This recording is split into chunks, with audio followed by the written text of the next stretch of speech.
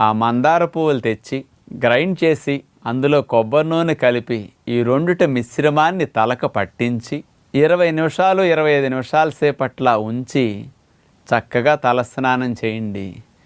ఈ మందార పువ్వుల్లో ఉన్న మెడిసినల్ ప్రాపర్టీస్ తైలంతో కలిపి ఇట్లా మర్దన చేసి రాసేసరికి జుట్టు కుదుళ్ళకు పట్టి జుట్టు పైభాగాన ఉండే కలర్కి కూడా ఇట్లాంటి తైలం వల్ల మంచి గ్లోతో జుట్టు నిగనిగలాడుతూ ఇక ఊడిన జుట్టు రావటానికి, జుట్టు ఊడకుండా కొంత నివారించటానికి ఈ పద్ధతి చక్కగా ఉపయోగపడుతుంది.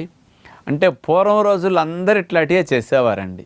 ఏ మందులు కాస్త స్పెషలిస్టులు లేని రోజుల్లో అమ్మమ్మలే పెద్ద డాక్టర్లాగా ఇలాంటివన్నీ ఋషులు వాళ్ళ కొంత గురువులు ఇచ్చిన వాటిని ఉపయోగించేవారు.